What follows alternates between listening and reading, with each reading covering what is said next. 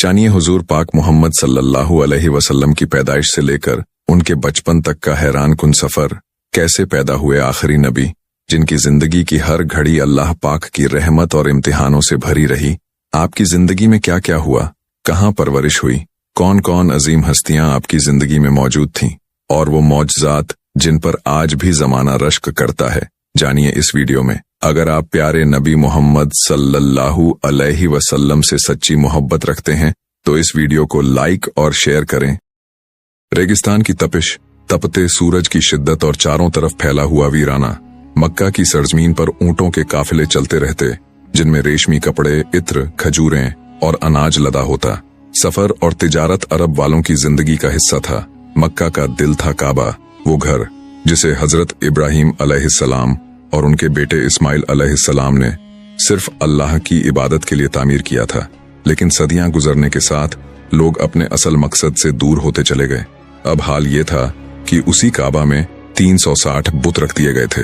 हर कबीला अपना अपना बुत लेकर आता और उसे अपना खुदा बना लेता। कुरैश उस वक्त का सबसे बड़ा और असरदार कबीला था। उनकी इज्जत, शान शौकत और उनका असर मक्का में हर तरफ था। वो काबा के खादिम भी थे और तिजारत के रास्तों के मालिक भी।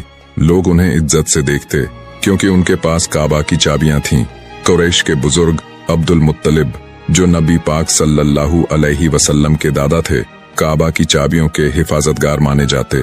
जब लोग बुतों के सामने सर झुका रहे होते, जब कोई हबल के सामने झुकता, कोई लात और उज्जा के आगे, कोई मनात की कुर्बान गाह पर खड़ा होता, तो अब्दुल मुत्तलिब अक्सर गहरी सोच में डूब जाते। उनके दिल को चैन नहीं आता था। मक्का के बाजारों का मंजर देखने लायक होता। हर साल दूर दूर से कबीले आते, तिजारत का सामान बिकता, शायर अपने शेर सुनाते, कबीले अपनी शान बघारते। मगर इस भीड़ में सबसे ज्यादा हुजूम बुतों के आसपास होता। लोग अपने अपने बुतों को सजा कर लाते, उनके आगे दूध, खजूरें और कुर्बानियां पेश करते। किसी के लिए हबल बड़ा था, किसी के लिए लात, किसी के लिए उज्जा, तो किसी के लिए मनात। औरतें अपने घरों की खुशहाली के लिए बुतों के सामने दुआ मांगती। कोई कहती, ऐ लात, तू हमारी बेटियों को खुशहाल कर। कोई कहती, ऐ उज्जा, हमारे मर्दों के सफर में कामयाबी अता कर। मर्द अपने ऊंटों और माल की सलामती के लिए बुतों से इल्तिजा करते। उनके यकीन का आलम यह था कि सफर पर निकलते वक्त भी बुत को छूकर जाते और लौटकर उसी के आगे सर झुकाकर शुक्र अदा करते। लेकिन उनकी जिंदगी सिर्फ इसी गुमराही पर खत्म न होती। रातों को शराब की महफिलें सजती, जुए के दांव चलते, ऊंटों की दौड़ होती। ताकतवर कमजोर पर जुल्म करता। गरीबों और गुलामों की कोई इज्जत न थी। औरतों की हैसियत बहुत गिर चुकी थी। यहाँ तक कि कई लोग अपनी बेटियों को जिंदा दफना देते, ये सोचकर कि बेटी उनके लिए शर्म और बोझ है। इन तारीकियों में अब्दुल मुत्तलिब का दिल अक्सर तड़प उठता। वो जानते थे कि ये बुत किसी काम के नहीं, वो पत्थर हैं जिन्हें इंसान ने खुद तराशा है और फिर खुद ही उन्हें खुदा बना लिया। मगर समाज का दबाव, कबीलाई रस्में और पुरखों की आदतें इतनी गहरी थीं कि कोई खुलकर इन बातों को कह न सकता था। एक रात जब लोग काबा के चारों तरफ अपने बुतों के सामने झुके हुए थे, अब्दुल मुत्तलिब काबा के साए में अकेले बैठे आसमान की तरफ देखने लगे। रेगिस्तान का आसमान सितारों से भरा हुआ था। उन्होंने सोचा, ये लोग किस गुमराही में पड़े हैं? ये पत्थर क्या देंगे? क्या ये तकदीर लिखते हैं? क्या आने वाला कोई वक्त है जब ये सब मिट जाएगा और असली हक का सामने आएगा? उनके दिल में अक्सर ये बेचैनी रहती कि जरूर कोई ना कोई सच्चाई है जो इन अंधेरों को मिटाएगी। जरूर कोई रहनुमा आने वाला है जो इस जमीन को गुमराही से निकालकर रोशनी की तरफ ले जाएगा। अरब के हालात ऐसे ही थे। हर कबीला अपने बुत की इबादत में डूबा था। हर आदमी अपने अपने माबूद के आगे दुआ करता। कोई अपनी रोजी की फरियाद करता, कोई अपनी औलाद के लिए दुआ मांगता, कोई अपनी सलामती चाहता। लेकिन किसी को इस बात का इल्म न था कि ये सब पत्थर हैं जिनमें सुनने, समझने और देने की ताकत नहीं। ये गुमराही पूरे अरब पर छाई हुई थी। मगर इसी अंधेरे में एक नूर के आने की बुनियाद रखी जा रही थी। वो नूर जो जल्द ही पूरी दुनिया को रोशन करने वाला था। अब्दुल मुत्तलिब और कुछ और लोग जिनके दिलों में सवाल उठते थे, शायद उसी नूर की आमद का इंतजार कर रहे थे। यही थी अरब की हालत। जब प्यारे नबी मोहम्मद सल्लल्लाहु अलैहि वसल्लम की पैदाइश का वक्त करीब आ रहा था, लोग बुतों में उलझे हुए थे। उनकी जिंदगी शराब, जुए और लड़ाई झगड़े में डूबी थी।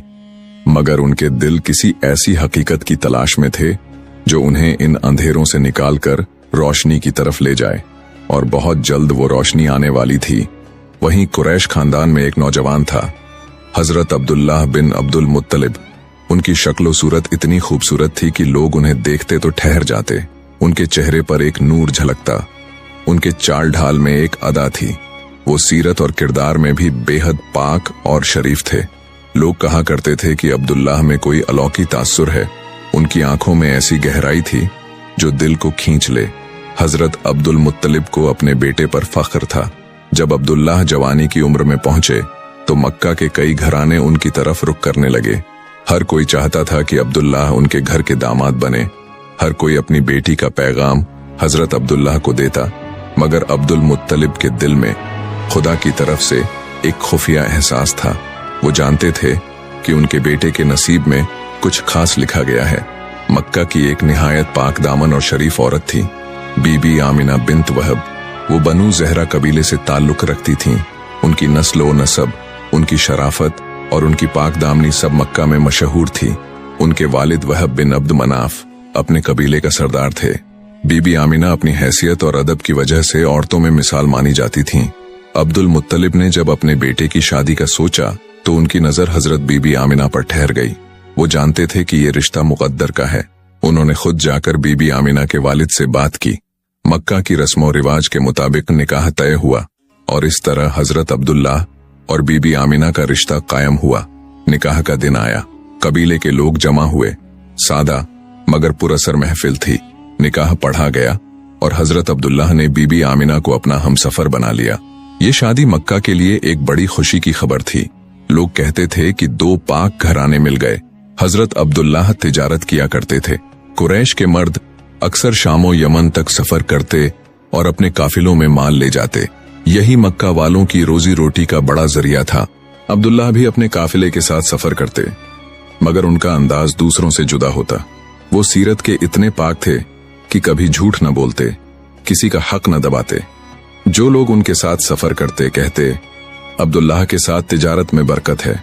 दूसरी तरफ आम लोगों की हालत अब भी बुतों के आगे सजदे में डूबी हुई थी। औरतें अपने घरों की तंगी और भूख से परेशान होकर बुतों के सामने आती। एक औरत थी, उसका नाम हमीदा था। वो बेहद गरीब थी। एक रोज जब उसके घर में खाने को कुछ न रहा, वो अपने छोटे बच्चे को गोद में उठाए काबा के साए तक आई। वहां एक बड़ा सा बुत खड़ा था, हबल। उसने अपने बच्चे को गोद से उतारकर जमीन पर बैठाया और बुत की तरफ देखकर कहा, ऐ हबल, देख, मेरे घर में खाने का एक दाना नहीं। मेरे बच्चे को भूख से नींद नहीं आती। तू ही हमारी मदद कर, तू ही हमें खाना दे। उसकी आंखों से आंसू गिरते रहे, उसकी आवाज कांपती रही, मगर पत्थर का वो बुत खामोश रहा। उसकी आंखें थीं, मगर देख न सकता था। उसके कान तराशे गए थे, मगर सुन नहीं सकता था। उसके होंठ बने थे, मगर बोल न सकता था। हमीदा रोते रोते वहीं बैठ गई। उसके दिल में चुभन उठी, क्या ये सचमुच खुदा है? अगर ये खुदा है तो मेरे बच्चे के लिए एक लुकमा क्यों नहीं देता? मगर समाज का दबाव इतना था कि वो सवाल अपने दिल में ही दबा गई। आंसू पोंछे और वापस चली गई। ये मंजर किसी ने देखा भी तो परवाह न की, क्योंकि सब उसी गुमराही में डूबे हुए थे। यही थी उस दौर की दुनिया जहां अब्दुल्लाह और आमिना जैसी पाक रूहें थीं। वहीं दूसरी तरफ लोग बुतों के सामने अपनी जान की दुआएं मांगते और बदले में सिर्फ खामोशी पाते। शराब, जुआ, औरतों पर जुल्म, गरीबों की तौहीन, सब आम था। मगर इस सब के बीच अल्लाह ताला एक नूर की तैयारी कर रहा था जो पूरी दुनिया को बदलने वाला था। शादी के कुछ ही दिनों बाद अब्दुल्लाह सफर पर निकले। तिजारत के लिए उनका काफिला शाम की तरफ रवाना हुआ। सफर लंबा और मुश्किल था, लेकिन अब्दुल्लाह का दिल मजबूत था। बीबी आमिना उनके जाने के बाद अक्सर बेचैन रहती, मगर उनके दिल में ये इत्मीनान था कि उनके शौहर नेक और पाक हैं और अल्लाह उनकी हिफाजत करेगा। अब्दुल मुत्तलिब अपने बेटे को दुआओं में याद रखते।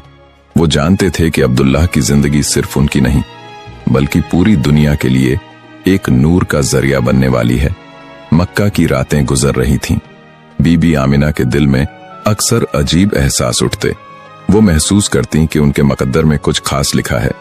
औरतें अपने बुतों से मांगती रहीं, मगर आमिना का दिल हर बार आसमान की तरफ उठ जाता। शायद उनकी रूह जानती थी कि उनके जरिए से दुनिया में एक नूर आने वाला है जो तारीकियों को मिटा देगा। यही था उस दौर का मंजर।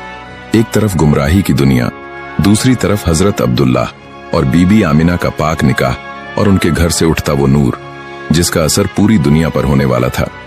मदीना की शाम थी, चांद सितारे आसमान पर चमक रहे थे। यहूद के चंद उलेमा अपने मदरसे के अंदर एक पुरानी किताब खोलकर बैठे थे। महज चंद चिराग रोशन थे जो पर्चे पर रोशनी डाल रहे थे। पहला आलिम बोला, अब वक्त करीब है। तौरात में लिखा है कि आखिरी नबी हिजाज के रेगजारों से उठेगा, उसके जिस्म पर नबूवत की मोहर होगी और वो शिर्क को मिटाकर एक अल्लाह की दावत देगा। दूसरा आलिम किताब की तरफ इशारा करते हुए बोला, हाँ, और देखो यहाँ निशानी लिखी है कि उसका वतन मक्का होगा, लेकिन हिजरत करके वो यथरिब यानी मदीना में आएगा। हम इसीलिए तो यहाँ बसेरा किए बैठे हैं। मगर उसी वक्त एक और बुजुर्ग आलिम जिसका दिल सच्चाई की तरफ रागिब था, गहरी सांस लेकर बोला, मगर एक बात सोचो, अगर वो नबी आया और हम ही सबसे पहले उसका इनकार कर बैठे, क्या हम उन लोगों की तरह ना हो जाएंगे जो पहले नबी को झुठलाते आए? कुछ देर के लिए सब पर खामोशी छा गई। सिर्फ परचम की हल्की आवाज और हवा का झोंका सुनाई देता था। फिर पहला आलिम धीरे से बोला, निशानियां तो सब वाज़ेह हैं, उसकी शक्ल नूरानी होगी, उसका इखलाक सबसे आला होगा और वो सबसे बेहतरीन नस्ब से होगा। यहाँ तक कि उसका चेहरा देखकर ही इंसान कह देगा, ये झूठा हो ही नहीं सकता। दूसरा आलिम बोला, मैं उसके आने का इंतजार करूंगा और उस पर ईमान लाऊंगा, चाहे अपनी कौम से अलग ही क्यों ना हो जाऊं। बुजुर्ग आलिम की आंखें नम हो गईं। वो किताब की लकीरों को देखते हुए बोलने लगा, या अल्लाह, वो लम्हा करीब है, आखिरी नबी का नूर इस जमीन पर फैलने वाला है। और सब उलेमा उस रात देर तक बैठकर गुफ्तगू करते रहे, कभी खौफ के साए, कभी उम्मीद की झलक के साथ। मक्का की वो रातें जब आसमान पर सितारे झिलमिलाते और रेगिस्तान की खामोशी एक अजीब सुकून बिखेरती। इन्हीं दिनों में अब्दुल्लाह और बीबी आमिना का घराना अल्लाह की रहमत का मरकज बनने वाला था। हजरत अब्दुल्लाह सफरे शाम पर निकल चुके थे। घर में हजरत आमिना अपनी तन्हाइयों में अल्लाह को याद करती, मगर उनके दिल में एक अजीब सा सुकून भी उतरता जा रहा था। फिर वो घड़ी आई जब अल्लाह ताला ने अपनी कुदरत से सैयदा आमिना के पेट में नूर ए मुहम्मदी सल्लल्लाहु अलैहि वसल्लम दाखिल किया। ये नूर हजरत आदम अलैहिस्सलाम से लेकर एक एक नबी और सालेह इंसान की नस्ल से गुजरता हुआ अब बीबी आमिना तक पहुंचा था। तफसीरों में आता है कि ये वही नूर था जिसकी तलाश सारी इंसानियत को थी और अब वो अपने आखिरी मंजिल की तरफ बढ़ रहा था। जब ये नूर आमिना के पेट में आया तो उन्होंने फौरन महसूस किया कि उनकी हालत आम औरतों जैसी नहीं रही। उनके दिल में एक अजीब किस्म की ताजगी और दिलासापन था। वो कहती, जब से ये नूर मेरे पेट में आया तो मैंने ऐसा महसूस किया कि जैसे पूरी दुनिया नूर से भर गई है। रिवायतों में आता है कि बीबी आमिना ने अपने हालात बयान करते हुए फरमाया, जब नबी सल्लल्लाहु अलैहि वसल्लम मेरे पेट में आए तो मैंने एक नूर देखा जिससे सीरिया के बाजारों कसर बूसरा, जो शाम का एक मशहूर महल था, उस तक सब रोशन हो गया। ये कोई ख्वाब न था बल्कि हकीकत थी। उनका दिल कहता था कि मेरे जिस्म में जो मौजूद है वो कोई आम इंसान नहीं बल्कि अल्लाह का चुना हुआ है। उस वक्त हजरत आमिना को थकान या बोझ का एहसास न होता जैसा कि औरतें आम तौर पर महसूस करती हैं, बल्कि वो कहती कि मेरी हालत ऐसी है मानो कोई मुझ पर निगहबानी कर रहा है। मेरा बोझ हल्का कर दिया गया है। अल्लाह की तरफ से रहमतें उनके चारों तरफ मंडराती। फरिश्तों का जिक्र भी रिवायतों में मिलता है। हजरत आमिना ने बताया कि उन्हें ख्वाब में फरिश्ते नजर आते। वो उनसे कहते, आपको सबसे पाक इंसान की मां बनने की खुशखबरी मुबारक हो। जो बच्चा आपके पेट में है वो सारी दुनिया का रहमत बनने वाला है। उनका नाम मोहम्मद रखना। बीबी आमिना कहती हैं, एक फरिश्ता उनके पास आया और कहने लगा, या सैयदा, आपके पेट में ऐसा नूर है जो इंसानों और जिन्नात दोनों का सरदार होगा। जब वो पैदा हो तो कहना, मैं उसे हर बुराई और शैतान से अल्लाह की पनाह में देती हूँ। बीबी आमिना ये सब सुनकर रो देती। खुशी के आंसुओं से चेहरा तर हो जाता। उनके दिल में एहसास होता कि उनका घराना अब सिर्फ उनका न रहेगा बल्कि सारी दुनिया का हो जाएगा। एक और अजीब मोजज़ा ये था कि उनके पेट में मौजूद नूर की वजह से बीबी आमिना को जो ख्वाब आते वो सब सच्चे साबित होते। वो देखती कि आसमान पर सितारे झुक झुक कर उन्हें सलाम कर रहे हैं। वो देखती कि उनके आसपास का माहौल बदल गया है और जब सुबह उठती तो उनका दिल तसल्ली से भर जाता। रिवायतों में ये भी आता है कि उस वक्त हजरत आमिना जहां जाती वहां लोग कहते कि तुम्हारे चेहरे पर एक अजीब सा नूर है। उनकी आंखों की चमक और उनके चेहरे का सुकून सबको हैरान करता।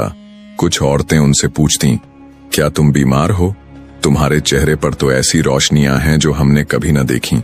आमिना मुस्कुरा देती, मगर अपने दिल में जानती थीं कि ये नूर उनके पेट की अमानत है। उन दिनों मक्का की औरतें अक्सर काबे में रखे बुतों के सामने जाती। कोई अपने बच्चे की सलामती मांगती तो कोई अपने घर के खाने पीने का सामान, कोई अपनी मुसीबत सुनाती तो कोई अपनी ख्वाहिश। लेकिन बुत अब भी वैसे ही खामोश खड़े रहते, न कोई आवाज, न कोई जवाब। साल दर साल यही मंजर दोहराया जाता रहा। अरब के लोग दिल ही दिल में इन बुतों की खामोशी से तंग आ चुके थे। उन्हें महसूस होने लगा था कि ये पत्थर के बनाए हुए देवता न उनकी सुनते हैं, न उनकी मदद करते हैं। दिलों में कहीं न कहीं एक कसक थी। अब किसी रहनुमा की जरूरत है, कोई ऐसा जो उन्हें सच्चाई दिखाए, इंसानियत का रास्ता बताए और हक से रूबरू करवाए। मगर ये आसान न था। सदियों से जमी हुई आदतें, पुरखों से मिली रिवायतें और इन बुतों से जुड़ा अंधा यकीन, सबके सामने अचानक किसी नजर न आने वाले खुदा की दावत रखना मानो पहाड़ हिलाने जैसा था। लेकिन हजरत आमीना को अब उन बुतों की तरफ झुकने की जरूरत महसूस न होती। उनके दिल में आता कि जिस खुदा ने मुझे ये नूर दिया है वही मेरा मददगार है। वो किसी बुत के सामने नहीं गईं। इतना ही नहीं, उनकी रातें भी ताबनाक हो गईं। वो रात को महसूस करती कि कोई फरिश्ता उनकी निगहबानी कर रहा है। कभी कोई आवाज आती, आपके पेट में सारी दुनिया का सरदार है। कभी कोई कहता, आपके बेटे के आने से तारीखियां मिट जाएंगी। ये सब बातें आम औरतों के तजुर्बे से बहुत अलग थीं। यही वजह थी कि बीबी आमिना की रूह हर रोज नए एहसास से गुजरती। उनके दिल में गमो खुशी का अजीब संगम था। गम इसलिए कि उनके शौहर अब्दुल्लाह सफर पर थे और जल्द ही वो उनसे बिछड़ने वाली थीं, और खुशी इसलिए कि अल्लाह ने उन्हें सारी दुनिया की सबसे बड़ी नेमत दी थी। वहीं दूसरी तरफ मदीना की रात थी। हवाओं में सन्नाटा घुला हुआ था। उसी मदरसे के कमरे में कुछ बड़े यहूदी आलिम बैठे थे। सामने तौरात के खुले पन्ने रखे थे और चारों के चेहरों पर सोच की लकीरें गहरी होती जा रही थीं। पहला आलिम बोला, लोग आने वाले नबी के पास क्यों न जाएंगे? उनकी सच्चाई और अखलाकों की मिसाल ही ऐसी होगी कि बुतों के सामने जाने वाले लोग भी समझ जाएंगे कि असली मालिक तो बस एक अल्लाह है। दूसरा आलिम भौहें चढ़ाकर बोला, हाँ, लेकिन सोचो, अगर वो आ गए तो सबसे पहले इन अरबों को हमारे देवताओं से दूर करेंगे। सदियों से जो हम अपनी बातें और अपनी किताबों से उन पर असर डालते आए हैं, वो सब कुछ खत्म हो जाएगा। बुजुर्ग आलिम ने कहा, यह तो हमारी किताबों में भी लिखा है कि जब वो आएगा तो बुत टूटेंगे, झूठे देवता मिटेंगे और लोग एक खुदा की तरफ लौटेंगे। अगर हमने उसका साथ न दिया तो हमारी हस्ती ही मिट जाएगी। कमरे में सन्नाटा छा गया। मक्का की वादी उस रात अजीब सी खामोशी में डूबी हुई थी। रेगिस्तान की रेत तक ठंडी हो गई थी। हवाएं जैसे थम गई थीं और आसमान के सितारे अपने अंदर एक नई रौनक समेटे हुए थे। कोई जान न पाया कि ये रात क्यों इतनी जुदा है, मगर सारी कायनात एक अनजाने इंतजार में डूबी हुई थी। उस घर में जहां हजरत आमिना ठहरी हुई थीं, एक अजीब सा नूर बिखरा हुआ था। आमिना अपने दिल में महसूस कर रही थीं कि अब वो लम्हा बहुत करीब है जिसका जिक्र किताबों में था, जिसका इंतजार नबियों ने किया, जिसकी दुआएं हजारों साल से की जाती रही थीं। बीबी आमिना कहती हैं, जब मैंने वो हालत महसूस की तो मुझे लगा जैसे मेरी चार दीवारी नूर से भर गई है। उस नूर ने मेरे दिल को हल्का कर दिया और मेरी रूह को सुकून बख्शा।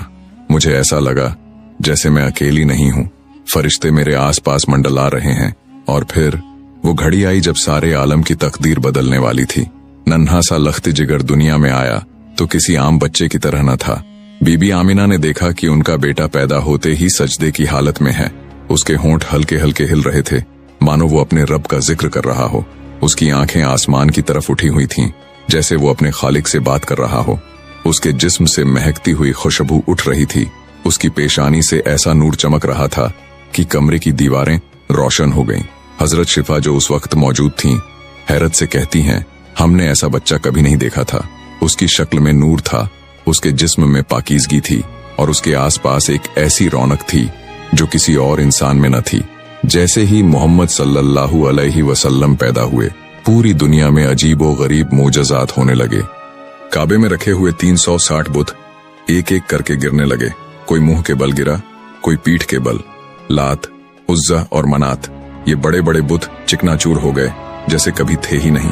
सदियों से लोग उन बुतों के सामने झुकते रहे थे, उनसे मदद मांगते रहे थे, मगर अब वो बुत खुद अपनी जगह पर कायम न रह सके। ये अल्लाह की तरफ से इशारा था कि अब शिर्क का अंधेरा मिटने वाला है। उसी वक्त जिब्राइल अमीन अलैहिस्सलाम आसमान से उतरे और काबे की छत पर एक झंडा गाड़ा। साथ ही मगरिब और मशरिक में भी पैगंबर हजरत मोहम्मद सल्लल्लाहु अलैहि वसल्लम की आमद की खुशी में परचम फहराया। वो झंडे इस बात की अलामत थे कि अब बीबी आमिना के घर का असल मकसद रोशन होगा। अब ये सिर्फ कुरैश का घर नहीं रहेगा, बल्कि सारी इंसानियत का किबला बनेगा। मगर मूजज़ात सिर्फ मक्का में न हुए। दूर ईरान में, जहां कुसरा का महल सदियों से मजबूती से खड़ा था, अचानक उसकी 14 मीनारें गिर गईं। बादशाह हैरान रह गया। वो समझ न सका कि उसकी सल्तनत की नींव में ये जलजला क्यों आया, मगर ये अल्लाह का पैगाम था कि उसकी हुकूमत अब ज्यादा देर तक कायम न रहेगी, क्योंकि अल्लाह के आखिरी नबी आ चुके हैं। फारस में आग का एक बड़ा मंदिर था, जहां हजारों सालों से आग जलती रहती थी। लोग उसे पूजते थे और ये आग कभी बुझती न थी। मगर उस रात जब मोहम्मद सल्लल्लाहु अलैहि वसल्लम पैदा हुए, वो आग अचानक बुझ गई, जैसे अल्लाह ने कह दिया कि अब आग की पूजा का दौर खत्म। अरब के इलाके में सवा नाम की झील सदियों से पानी से भरी थी, मगर उसी रात वो सूख गई। ये भी एक इशारा था कि झूठे अकीदे मिटने वाले हैं। और आसमान पर ऐसा नूर चमका कि बीबी आमिना कहती हैं, मुझे लगा जैसे शाम के बाजार और बुसरा के कसर मेरे सामने नजर आ रहे हैं। मेरे बेटे के आने के साथ ही वो नूर इतना फैला कि मुझे दूर दराज की सरजमीनें भी रोशन नजर आईं। जब पैगंबरे रहमत सल्लल्लाहु अलैहि वसल्लम पैदा हुए तो हजरत अब्दुल मुत्तलिब यानी आपके दादा दौड़े दौड़े घर पहुंचे। घर नूर से रोशन था, मानो हर तरफ फरिश्ते सर झुकाए मौजूद हों। जिन और मलाइका खुशियां मना रहे थे, आसमान झुक झुक के सलामी दे रहा था और तारे खुशी से झूम रहे थे। मगर उन्हीं में कुछ इब्लीस शैतान भी थे जो इस आमद से सख्त परेशान और गम में डूबे थे। वो यही सोच रहे थे कि अब उनका दौर गया, अब दौर उसका है कि जो ताक़यामत तक चलता रहेगा। हजरत अब्दुल मुत्तलिब ने अपने जूते घर के बाहर उतारे और कांपते हुए हाथों से अल्लाह के नबी को अपनी गोद में उठाया, उनकी रौनक को देखा और अल्लाह का शुक्र अदा किया। वो अपने पोते को काबा ले गए, वहां दुआएं की और कहा, ऐ मेरे अल्लाह, ये वो औलाद है जिसे तूने मुझे बख्शा, इसे अपनी हिफाजत में रखना। हजरत अब्दुल मुत्तलिब ने पोते के आने की खुशी में गरीबों, दुखियारों, बेवाओं, बच्चों में कसरत से खाना बांटा। ये दावत आम रखी गई थी। रहमतुलिल आलमीन के तशरीफ लाने की खुशियां सभी ने मनाई। घर में हजरत आमिना ने चरागा करवाया। हर घर में ये बात होने लगी, ये आमिना का बेटा हमें कुछ अलग लगता है, इसके चेहरे का नूर, इसकी खामोश अदा, हमने आज तक ऐसा बच्चा नहीं देखा। उस वक्त के दौर के हिसाब से जिन जिन घरों में बच्चे पैदा हुए, वो सब बारी बारी काबे की तरफ आए और अपने अपने बच्चों के नाम उन्हीं बुतों के नामों पर रखे। हजरत अब्दुल मुत्तलिब ये सब कुछ देख रहे थे। फिर आप भी खामोशी से तशरीफ लाए। दोनों जहां के आका आपकी गोद मुबारक में थे। आपने नाम पुकारा, मोहम्मद। ये नाम सुनते ही लोगों में बातें शुरू हो गईं। कोई कहता ये नाम कैसा है, भला इसका क्या मतलब। कोई कहता ये नाम हमारे बुतों जैसा नहीं। लेकिन फिर किसी ने भीड़ से पुकारा, इस नाम का मतलब है तारीफ के काबिल। वहां मौजूद हर किसी ने मोहम्मद मोहम्मद के नारे लगाने शुरू कर दिए। सुभान अल्लाह। बीबी आमिना अपने बेटे को देखकर कहती हैं, जब मैंने उसे गोद में लिया तो मुझे महसूस हुआ कि मैं सारी औरतों में सबसे ज्यादा खुशकिस्मत हूँ। उसका चेहरा ऐसा था जैसे चांद की रोशनी हो और उसकी आंखों में ऐसा सुकून था जैसा मैंने कभी न देखा था। मुझे लगा कि मेरे सारे गम, सारी मुश्किलें और सारी तन्हाइयां इस बच्चे के आने के साथ मिट गईं। वहीं दूसरी तरफ यहूद और नसारा के आलिमों को भी ये खबर मिल चुकी थी कि सरवरे कायनात महबूबे फक्रे मौजूदात, इमामुल अंबिया, सरदारे अंबिया, अशरफुल अंबिया, रहमते आलम, नबी आखिरुज़्ज़मा हुजूर सल्लल्लाहु अलैहि वसल्लम आलम वजूद में रौनक अफरूज हो चुके हैं। मक्का की वादी में प्यारे नबी पाक की आमद के बाद मानो खुशियां ही खुशियां बिखर गई हों। कबीला बनी साद की औरतें जो हर साल मक्का आती थीं बच्चों को दूध पिलाने और पालने के लिए, इस साल भी पहुंची। उनमें से एक औरत थी बीबी हलीमा बिन्त अबी ज़ुआइब। वो अपने शौहर हारिस और दूध पीते बच्चे के साथ आई थीं। उनके पास एक बूढ़ी ऊंटनी थी और एक दुबली पतली गद्दी। सफर इतना सख्त था कि गद्दी बार बार लड़खड़ाती और ऊंटनी के थनों में दूध की एक बूंद तक न बची थी। हलीमा के अपने बच्चे के लिए भी दूध न निकलता था और वो रो रो कर रात काट देता। हलीमा कहती हैं, हम सबसे पीछे रह गए थे। किसी के पास अच्छे ऊंट थे, किसी के पास तंदुरुस्त गधियां। हमारी सवारी थक चुकी थी और हम भूख प्यास से कमजोर। जब तमाम औरतों ने बच्चों की तलाश शुरू की तो उन्हें पता चला कि अब्दुल्लाह का एक लख्ती जिगर भी है, मगर यतीम है, क्योंकि उसका वालिद पैदाइश से पहले ही इंतकाल कर चुका था। औरतें कहती, यतीम बच्चे से हमें क्या फायदा, उसका बाप तो है ही नहीं, माँ गरीब है, हमें क्या देगी। इस तरह सब औरतें किसी ऐसे बच्चे को लेने से कतराती थीं जिनके बाप ना हो, लेकिन हमारे प्यारे नबी किसी आम औरत के घर भला कैसे परवरिश पा सकते थे। उनके लिए अल्लाह ने किसी खास को ही चुना था, और वो थीं बीबी हलीमा सादिया, जिनकी किस्मत पर ये जमीनों आसमान आज तक रश्क करते हैं। बीबी हलीमा और उनके शौहर हारिस ने भी सोचा था कि यतीम बच्चा लेने से हाथ खाली रहेंगे, मगर जब सब औरतें अपने अपने बच्चे ले चुकीं और उनके हिस्से में कुछ न आया, फिर बीबी हलीमा ने अपने शौहर से कहा, चलो उस बच्चे को ही ले लेते हैं, शायद इसी में हमारी बरकत हो। हारिस ने कहा, हाँ क्यों नहीं, शायद यही बच्चा हमारे नसीब बदल दे। जब बीबी हलीमा सैयदा बीबी आमिना के घर पहुंची तो उन्होंने देखा गोदी में नूर का पुंज चमक रहा है। वो बच्चा जो अब्दुल्लाह की यादगार था, जिसकी पेशानी से रोशनी झलकती थी। बीबी हलीमा ने जैसे ही उसे देखा, उनके दिल में अजीब सी मोहब्बत उतर आई। उन्होंने बच्चे को गोद में लिया तो महसूस हुआ कि उनके सीने में दूध भर गया है। उनका अपना बच्चा जो भूख से रोता था, अब चैन से सो गया। हारिस ने भी अपनी बूढ़ी ऊंटनी को देखा, अब उसके थनों से भी दूध निकल रहा था। उन्होंने पिया और ताजगी महसूस की। बीबी आमिना ने बेटे को प्यार से देखा और रुखसत किया। हलीमा ने मुस्कुराते हुए कहा, हारिस, ये बच्चा तो हमारे लिए बरकत ही बरकत लेकर आया है। जब हलीमा, हारिस और नन्हे मोहम्मद सल्लल्लाहु अलैहि वसल्लम वापस जाने लगे तो उनका दुबली पतली गद्दी सबसे आगे दौड़ने लगी। बाकी औरतें हैरान होकर पूछती, हलीमा, ये वही गद्दी है जो सबसे पीछे रह जाती थी, आज इतनी तेज कैसे भाग रही है। हलीमा मुस्कुराकर कहती, ये सब उसी नन्हे मेहमान की बरकत है। गांव पहुंचते ही हलीमा का घर बदल गया। जहां पहले सूखा था वहां हरियाली उगाई। उनकी बकरियां चरने जाती और पेट भरकर दूध लेकर लौटती, जबकि दूसरे घरों की बकरियां भूखी प्यासी वापस आती। लोग कहने लगे, हलीमा, ये सब क्या राज है, तुम्हारी बकरियां इतनी सेहतमंद कैसे हैं। हलीमा मुस्कुराती और अपने दिल में सोचती, ये सब उसी बच्चे की वजह से है जिसे मैंने अपनी गोद में लिया है। इस तरह बीबी हलीमा के घर दोनों जहां के आका तशरीफ फरमा थे। बीबी हलीमा कहती हैं, मैं मोहम्मद सल्लल्लाहु अलैहि वसल्लम को अपने बेटे से भी ज्यादा मोहब्बत करती हूँ। बीबी हलीमा जब चूल्हे पर रोटियां बनाती तो ऐसा महसूस होता कि चूल्हे की गर्मी उन पर असर नहीं कर रही। वो प्यारे नबी को गोद में लिए घंटों उनका चेहरा मुबारक देखा करती। बीबी हलीमा कहती हैं, मुझे यूं महसूस होता मेरा घर जन्नत बन गया है। मुझे इस बच्चे ने कभी कोई तकलीफ न दी, बल्कि मेरी तकलीफें इसने दूर कर दी। सुभान अल्लाह। दिन यूं ही गुजरते गए। प्यारे मोहम्मद सल्लल्लाहु अलैहि वसल्लम बीबी हलीमा सादिया के घर परवरिश पाने लगे और अब लगभग 3 साल के हसीन शहजादे हो चुके थे। एक रोज आका करीम ने बीबी हलीमा से पूछा, अम्मा, मेरे भाई रोजाना कहाँ जाते हैं। बीबी हलीमा ने कहा, मेरे शहजादे, मेरे जिगर के टुकड़े, ये बकरियां चराने जाते हैं। सरकार ने फरमाया, अम्मा, मेरा भी दिल करता है मैं भी इनके साथ बकरियां चराने जाऊं।